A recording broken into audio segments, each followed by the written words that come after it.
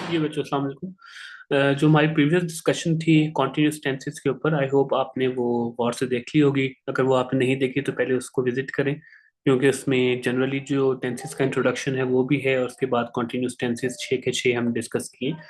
आज जो हमारा पॉइंट ऑफ डिस्कशन है वो परफेक्ट टेंस है, जिसमें मैंने आपको बताया था कि हमेशा थर्ड फॉर्म ऑफ वर्ब इस्तेमाल होती है। चाहे वो प्रेजेंट का परफेक्ट हो, चाहे वो पास्ट का परफेक्ट हो, चाहे वो फ्यूचर का परफेक्ट हो, फॉर्म हमेशा इसमें थर्ड इस्तेमाल होगी, थर्ड फॉर्म ऑफ वर्ब। और मैंने आपको बताया था बेसिक स्ट्रक्चर के मुताबिक कि इंग्लिश का सेंटेंस सब्जेक्ट से शुरू होता है, जो काम परफॉर्म करने वाला होता है, और ऑब्जेक्ट पेंड होता है, लेकिन ऑब्जेक्ट ऑप्शनल होता है। वो आ भी सकता है और नहीं भी आ सकता। ठीक है, उसके बगैर भी सेंटेंस कंप्लीट हो जाता है। और थर्ड फॉर्म ऑफ वर्ब जो है वो आपकी इस्तेमाल होती है। सिर्फ हेल्पिंग वर्ब आपने याद करनी। अब आपके सामने बेटा ये मौजूद है, प्रेजेंट परफेक्ट है, पास्ट परफेक्ट है, फ्यूचर परफेक्ट है।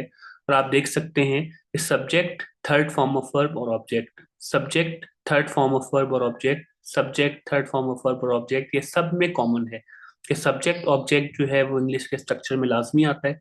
फॉर्म ऑफ वर्ब हम इसमें थर्ड इस्तेमाल करते हैं। तो ये तीनों चीजें जो हैं वो कॉमन रहेंगी। सिर्फ आपने हेल्पिंग वर्ब याद करने हैं कि इसमें हैव इस्तेमाल होता है, इसमें हैड इस्तेमाल होता है पास्ट परफेक्ट में, प्रेजेंट परफेक्ट में हैव, पास्ट परफेक्ट में हैड, और फ्यूचर परफेक्ट में विल हैव और शेल हैव। इसके अलावा बेटा कोई डिफरेंस इनमें नहीं आता। जैसे हमने कॉन्टिन्यूस का डिस्कस किया था कि छः के छः जो आपके कॉन्टिन्यूस टेंसेज हैं, present continuous, past continuous, future continuous, या present perfect continuous, past perfect continuous, future perfect continuous, उनमें आईएनजी फॉर्म थी। सिर्फ हेल्पिंग वर्ब उसमें डिफरेंट थे जो हमने याद कर लिए। इसी तरह से सेम परफेक्ट टेंसेस में इसमें हमेशा थर्ड फॉर्म ऑफ वर्ब आएगी, और आपने सिर्फ हेल्पिंग वर्ब याद करनी। एग्जाम्पल में भी आप देख सकते हैं, he has bought the house, he had bought the house, और he will have bought the house. इसमें आप देखें, ही और बॉट द हाउस, यानी सब्जेक्ट, थर्ड फॉर्म और ऑब्जेक्ट ये सेम है। He bought the house, he bought the house. सिर्फ बीच में बेटा आप देख सकते हैं क्या चीज चेंज हो रही है आपकी, जो आपके हेल्पिंग वर्ब्स हैं।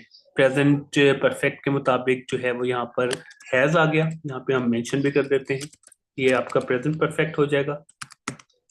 और जहां हैड आ जाए, ही हैड बॉट द हाउस, तो आप समझ जाएंगे ये आपका पास्ट परफेक्ट है।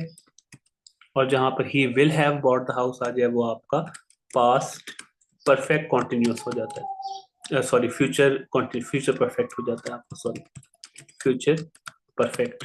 और मैंने आपको ये बताया था कि नॉर्मली आई और वी अगर शुरू में आ जाए तो शेल हैव लग जाएगा, अदरवाइज सबके साथ फिर विल हैव आता है।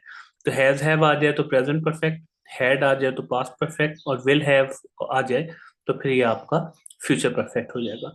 तो बिल्कुल सेम है ये पूरे तीनों टेंसेस भी। सिर्फ हेल्पिंग वर्ब का फर्क आता है, बाकी सब कुछ सेम है। ठीक है, तो इसको आप इस तरह से याद करेंगे तो इंशाल्लाह आपको क्लियर हो जाएगा।